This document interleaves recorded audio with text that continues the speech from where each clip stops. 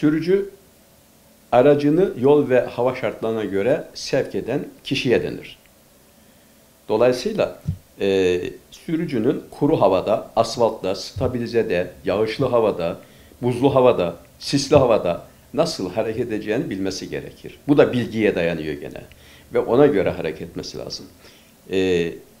Bir defa takip mesafesini mutlaka artırmaları lazım. Normal kuru asfaltta öğrettiğimiz bizim hızımızın yarısı kadar metre geriden takip etmesi lazım en az. Bunu ne yapması lazım? 2-3 katına çıkarması lazım. Bunun bilincinde olması lazım. 2, özellikle sisli havalarda, işte yağmurlu havalarda, gece yolculuklarında aracın tam görünür olması lazım. Karşıyı da görmesi lazım, kendisinin de görünür olması lazım. O zaman da ışıklı donanımının tamam olması lazım. Yani sis lambalarının mutlaka faal olması lazım. Kısa uzun farlarının ayarlı olması lazım. Ona dikkat etmesi lazım.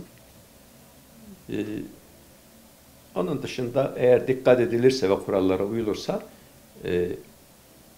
orada da sıkıntı yaşanmaz.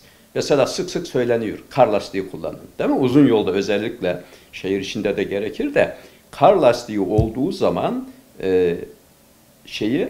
kazaları önleme oranı daha fazla. Çünkü yeri iyi tutuyor kar lastikleri.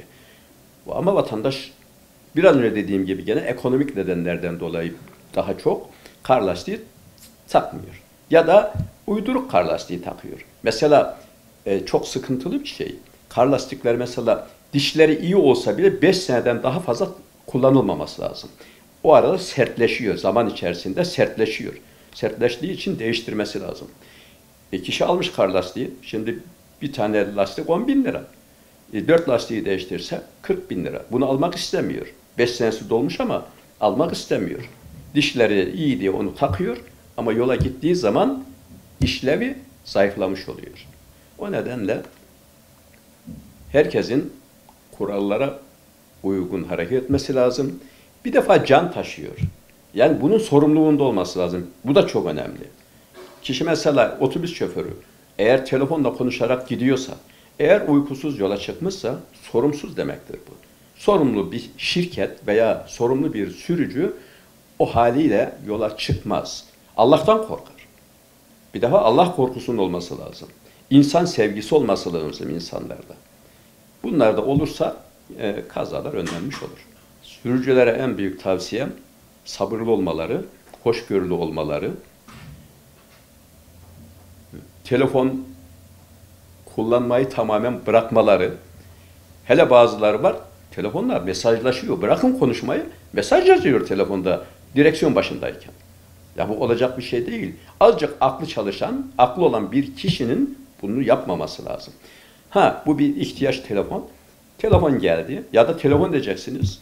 Bu çok kolay bir şey. Hemen sinyalinizi verin, sağa çekin aracınızı, orada durun sağ tarafta. Telefona cevap verin veya telefonunuzu kullanın. Ondan sonra tekrar yola çıkın. Bunun size kaybı sadece 3 dakika, 5 dakikadır. Ama telefonla gözünüzü bir an yoldan ayırdığınız zaman olacak bir kaza hem malınıza hem canınıza gelecektir. Ve günah. Yani bu şekilde davranmak. Bir de karşı tarafa da zarar veriyorsunuz. Sadece kendinize de değil.